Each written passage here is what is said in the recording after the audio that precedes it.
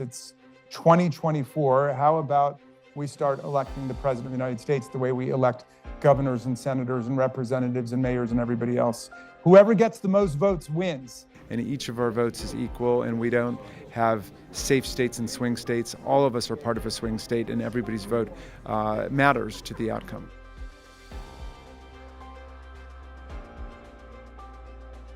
The National Popular Vote plan does not abolish the Electoral College. It changes the way we're using the Electoral College to advance a national popular vote.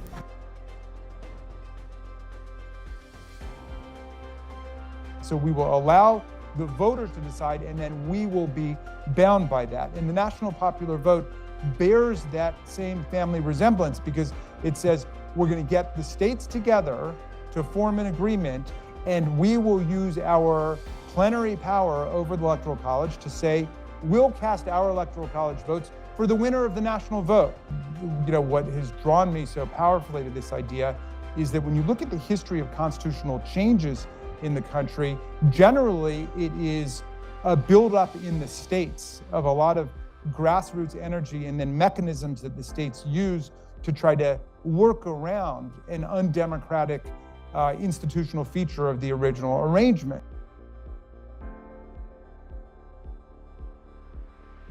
So if you look at like women's suffrage, there were dozens of states that gave women the right to vote by state legislative action or state constitutional action before the 19th Amendment was adopted. That was the big buildup.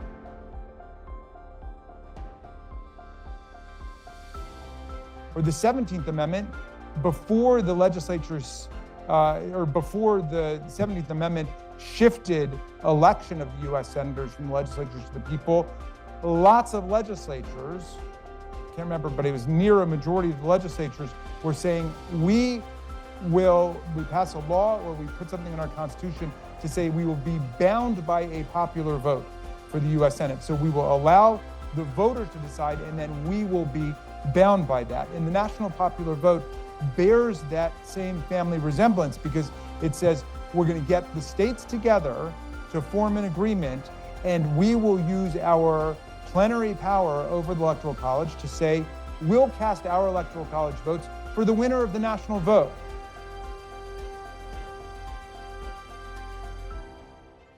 It's actually very far along. I think with Maine, it's beyond 2/3 of the Electoral College votes that are needed. So when we have at least 270 Electoral College votes in the coalition, and I think Maine just a couple days ago just voted in both houses to join the Interstate Compact coalition.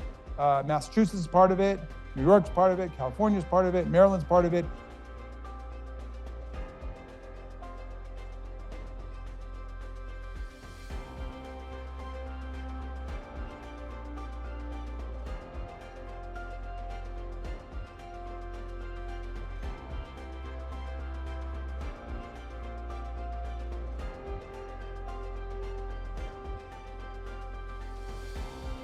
You know, when I first started out in Maryland, you know, we had a lot of Republicans who wanted to support it. There are a bunch of Republican-controlled chambers in different parts of the country that have voted for it.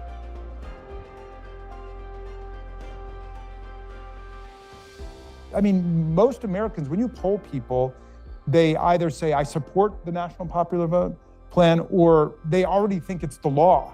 You know, they don't understand the Electoral College system, the way it works. So unfortunately, it's become a bit of a partisan thing. It didn't start out that way, and I know there's still lots of Republicans for it, but the ex-President Trump, who used to regularly denounce the Electoral College and described it as making us the laughingstock of the world, because he said that it doesn't line up the electors and the popular vote, has now, in the wake of the 2016 election, found some previously undetected virtues in the system, and now he likes the way that it's done, and so it has become a partisan split, unfortunately, although, well, I remember when I had my first vote on it, and a couple of senators cornered me in our Democratic cloakroom. They said, look, I know you're saying it doesn't really benefit one part or the other, but just between us, we won't tell anybody, like, who is it really going to help us or is it going to help them? And I'm like, I'll tell you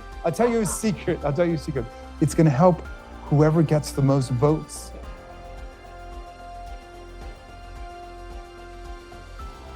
I want to mention 4 different arguments, which are kind of interlocking arguments that I make when I'm out on the road about this.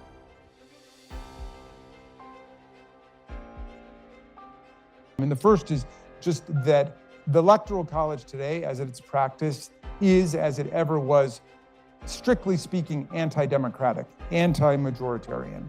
It's given us 5 popular vote losers in our history, twice in this century, in 2000 and 2016. We spend hundreds of millions of dollars every year exporting American democracy and electoral institutions to countries all over the world that are writing their constitutions. And the one thing they never come back to us with is, you know that Electoral College thing you guys have? We think we'll adopt that in our country.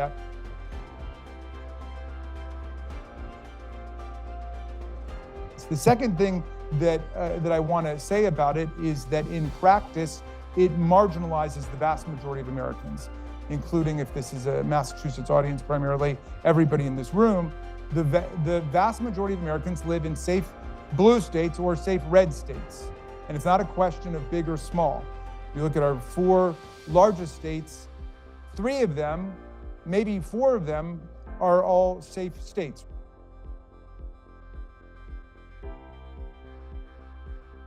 The third point that I always make about it is that the Electoral College system, because of this bizarre, arbitrary works,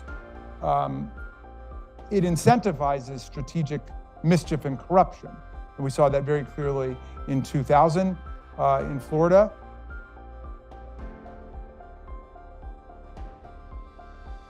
And then finally, and this is the point that might hit the closest to home for me now, the Electoral College, this convoluted, antiquated, obsolete architecture with multiple rounds that exist of meeting in the legislatures and January 6th and all of the judicial challenges and so on, it